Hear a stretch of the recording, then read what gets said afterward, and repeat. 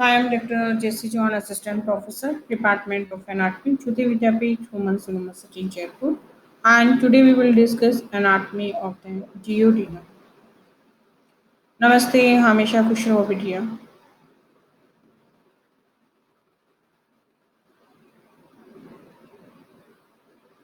The duodenum is divisible into four parts.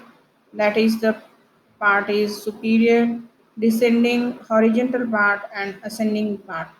You will see superior part is the first part, and descending part is second part. Horizontal is third, and ascending is fourth. And their length is variable.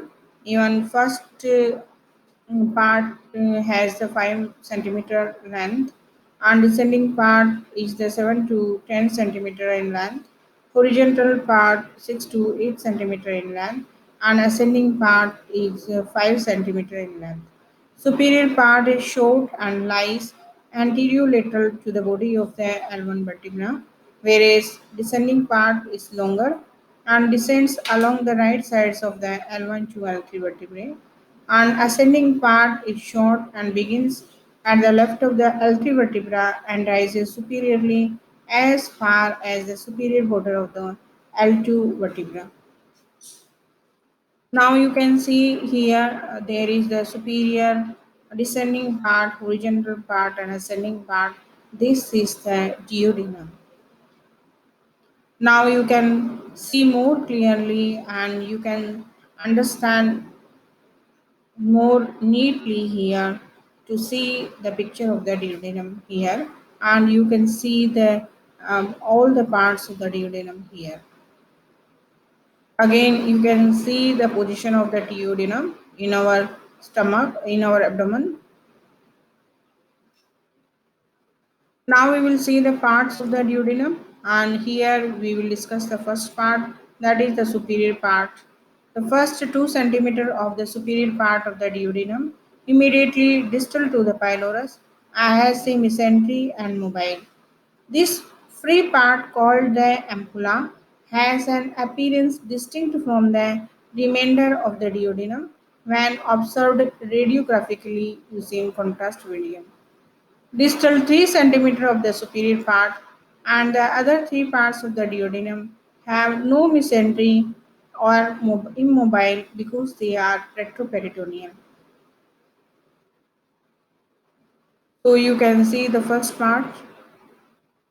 Superior part of the duodenum ascends from the pylorus and overlapped by the liver and gallbladder. Peritoneum covers its anterior aspect, but it is bare of peritoneum posteriorly except for the ampulla. The proximal part has the hepatoduodenal ligament attached superiorly and the greater omentum attached inferiorly. So you can see how the duodenum is overlapped by the liver. Superior part of the duodenum is 2.5 to 5 centimeter long and most movable part of the duodenum. It lies anterolateral to the body of the L1 vertebra and begins at the pylorus and passes to the right posteriorly and slides superiorly towards the neck of the gallbladder and the right kidney. It begins near neck of the pancreas posteriorly and ends close to neck of the gallbladder anteriorly. Now we will see the relation of the first part. Anteriorly, it will relate to quadrate lobe of the liver and gallbladder. Posteriorly, it will relate to the greater sac and gastroduodenal artery, bile duct and portal vein, and inferior vena cava. Superiorly, entrance into the lesser sac. Inferiorly, the head of the pancreas. Descending part of the duodenum has no mesentery, so it is the retroperitoneal part. It lies to the right of the bodies of the L1 to L3 vertebra and runs inferiorly, curving around the head of the pancreas, and it extends from the superior duodenal flexure to the inferior duodenal flexure. During its descent, it passes right of and parallel with the inferior vena cava, the common bile duct and main pancreatic duct enter the posterior medial wall of this part of the duodenum, about 2 by 3 of the way along its length. This opens on a summit of the major duodenal papilla that is located 8 to 10 cm distal to the pylorus. The opening of this papilla has a sphincter and lesser duodenal papilla lies about 6 to 8 cm distal to the pylorus and has its summit the opening of the accessory pancreatic duct. So you can see the pancreas and the duodenum, and you can see the summit here, how the duodenal papilla is formed here, hepatopancreatic ampulla, pancreas, all the structure. Now we'll see the relations of the descending part. Anteriorly, the fundus of the gallbladder and the right lobe of the liver, transverse colon and the coils of the small intestine. Posteriorly, the hilum of the right kidney and the right ureter, right renal vessels. Laterally, the ascending colon, right colic flexure, right lobe of the liver. And medially, head of the pancreas, bile duct, and main pancreatic duct. Entrance of the bile duct and the main and accessory pancreatic ducts into the second part of the duodenum, not the smooth lining of the first part of the duodenum, and plica circularis of the second part and the major duodenal papilla. So you can see how we will differentiate between the first part and second part.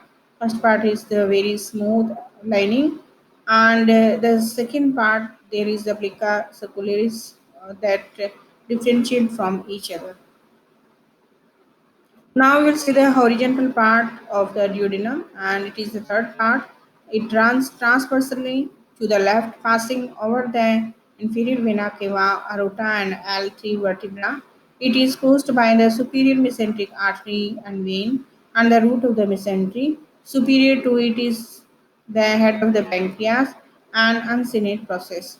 Anterior surface of the horizontal part is covered with peritoneum, peritoneum, that is the retroperitoneal, except where it is closed by the superior mesenteric vessels and the root of the mesentery. Now we will see the relation of the third part. Anteriorly, the root of the mesentery of the small intestine, superior mesenteric vessels contained within it, and coils of the jejunum. Posteriorly, the right ureter, right psoas muscle, inferior vena cava and aorta, and superiorly the head of the pancreas and inferiorly coils of the jejunum. Now we will see the ascending fourth part of the duodenum. The ascent on the left side of the aorta, anterior to the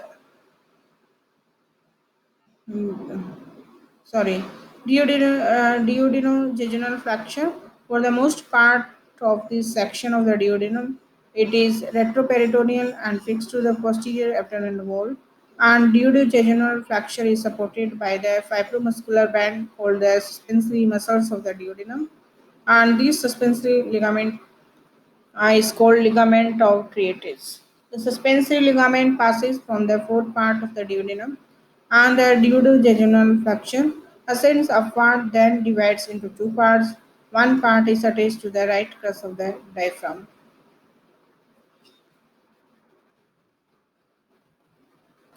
This is suspensory ligament that is called ligament of Treatis, act as a whole, sharpening and augmenting the duodenojejunal fraction.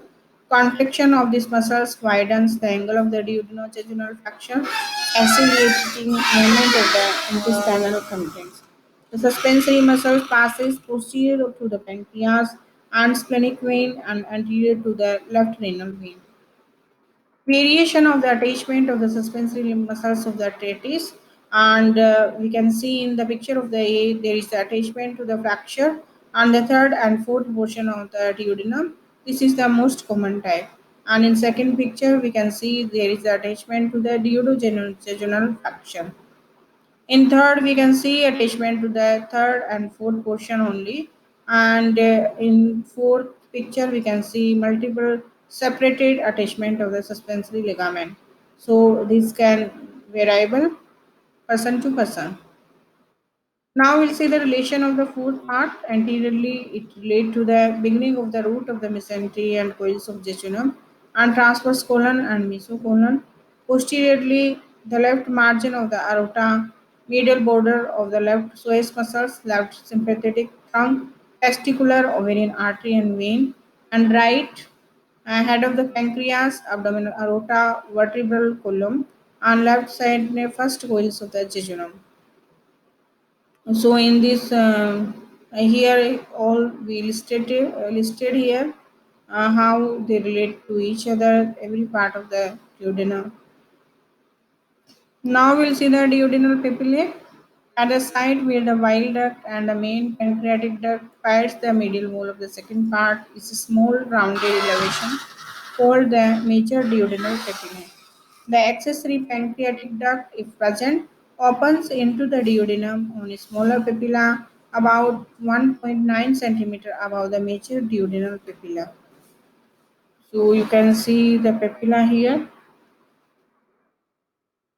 Blood supply, the arteries that supply to the duodenum will arise from the celiac trunk and superior mesenteric artery. And from the celiac trunk, there is the gastroduodenal artery and their branches. And superior pancreaticoduodenal artery supplies the duodenum proximal to the entry of the bile duct into the descending part of the duodenum. Now we'll see there are some branches of the superior mesenteric artery. Through its branch, the inferior pancreaticoduodenal artery supplies the duodenum distal to the entry of the bile duct. Pancreaticoduodenal artery lies in curve between the duodenum and head of the pancreas and supply both structure. Anastomosis of the superior and inferior pancreaticoduodenal artery, which occurs approximately at the level of the entry of the bile duct, is formed between the celiac and the superior mesenteric arteries.